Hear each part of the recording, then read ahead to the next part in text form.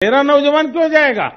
उसके पास वो होगा जो उसने सोचा तक नहीं हो। जय हिंद दोस्तों, हमारे माननीय प्रधानमंत्री जी ने सैनिकों के संबोधन में उनके लिए कुछ घोषणाएं की।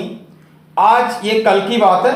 मैं उस न्यूज को आपको इस बोर्ड के जरिए आसानी से समझाने की कोशिश करूंगा कि आखिर उन्होंने किस बात पर तवज्जो दिया। हेडिंग है, मेरे जवानों के पास अब वो होगा जो होगा कोई सोच नहीं सकता। यानी आज की हेडलाइन है कि मैं अपने जवानों को अब वो देने जा रहा हूं कि कोई सोच नहीं सकता। यानी क्या होगा? सरप्राइज।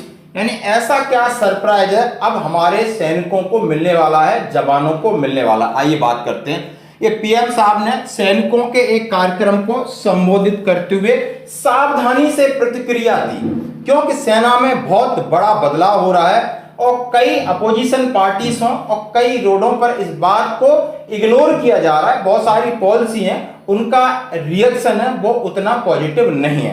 क्या बोला उन्होंने? आइए बात करते हैं। आत्मनिर्भर सेना, यानी सेना को आत्मनिर्भर बनाना है। अब आत्मनिर्भर के बारे में बोला, कोई बात नहीं। रक्षा बजट बढ़ाया और आगे और बढ़ेगा, इसके बारे में बोला। जवानों को स्पेशल मिलेगा। जवानों को क्या स्पेशल मिलेगा? वेपन स्पेशल मिलेंगे। और आगे देखते हैं क्या उन्होंने समान मिलिट्री सर्विस पे के ऊपर बोला, या उन्होंने बोला जो पिछले 8 साल से पहले बोला जा रहा था कि 1 रैंक 1 पेंशन सबका अधिकार है। क्या पेंशन या पे रिवीजन या ओआरओपी के बारे में कुछ बोला? नहीं बोला। यानी 2 मुद्दे जो फाइनेंशियल रिलेटेड हैं उनको छोड़कर बाकी चीजों के बारे में उन्होंने एम्फेसाइज किया, अपना फोकस रखा। आत्मनिर्भर के लिए उन्होंने कहा कि नहीं, सारा मैन्युफैक्चरिंग है, जो भी इक्विपमेंट का हम बाहर से लेते थे वो अब बिल्कुल नहीं लेंगे। और वादा किया कि अगले 25 साल तक, यानी जब हम आजादी के 100 वर्ष का महोत्सव मनाएंगे, तब हमारी सेना आधुनिक और आत्मनिर्भर होगी। हमें किसी से कोई चीज लेने की जरूरत नहीं, हम अपना इक्विपमेंट, अपना मैन्युफैक्चरिंग आइटम बाहर विदेशों को देंगे। रक्षा बजट बढ़ेगा। दोस्तों, बहुत सारे एक्सपेरिमेंट हो रहे हैं, चाहे अग्निवीर हो, अग्निपथ योजना हो, सेना को कम कर दिया गया है। धीरे धीरे वो आपको समझ में आ रहा होगा, इसको कम किया गया होगा। पेंशन, सैनिकों को पेंशन से थोड़ा दूर या पेंशन के बजट को कम करने का भी प्रावधान है। बहुत प्लानिंग के साथ चल रहा है, आपको समझने की जरूरत है। तो आवश्यक है कि रक्षा बजट इससे बड़ा होगा और जो खर्चा है वो आत्मनिर्भर सेना बनाने के उपयोग में लाया होगा।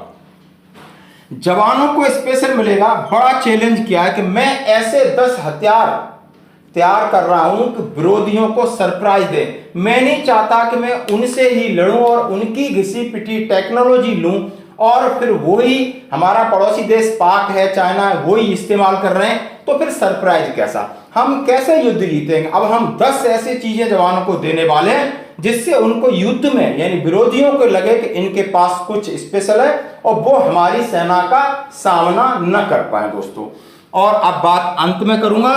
क्या मिलिट्री सर्विस पे जे एक डिमांड है, लंबित है, बहुत सारे खतरे जवानों के ज्यादा हैं।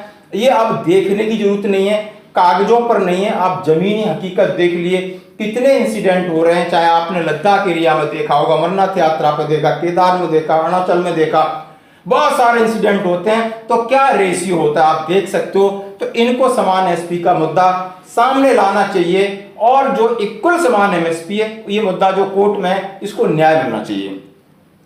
अंततः पे या पेंशन रिवीजन, जो कि जिसके नाम पर एक गवर्नमेंट रिफॉर्म हुई थी, जिसने खूब बढ़ चढ़ के बोला था कि नहीं 1 रैंक 1 पेंशन अधिकार है। आपने 1 रैंक 1 पेंशन आपने 2014 में देखा, फिर ओआरओपी 2 के नाम पर अभी देखा, उसके बाद पेंशन रिवीजन के नाम पर बड़ी घोषणा हुई। आज हम फिर इंतजार कर रहे हैं, हमें सिर्फ इंतजार मिला है। और एक ऐसी चीज है कि जो समझ से परे होती है कि आखिर में क्या फैक्टर होगा, किसको ज्यादा लाभ होगा। ये गवर्नमेंट को समझना चाहिए कि कोई भी पॉलिसी है कि अधिकारी वर्ग को कितना होता है, जवान और जेसीओ को बहुत कम होता है, ये मामला उनके संज्ञान में जाएगा। आप ऐसे वीडियो को प्लीज आप इस पर कमेंट जरूर करें, लाइक करें और पहली बार मुझसे देख रहे हैं तो सब्सक्राइब करें। थैंक यू दोस्तों।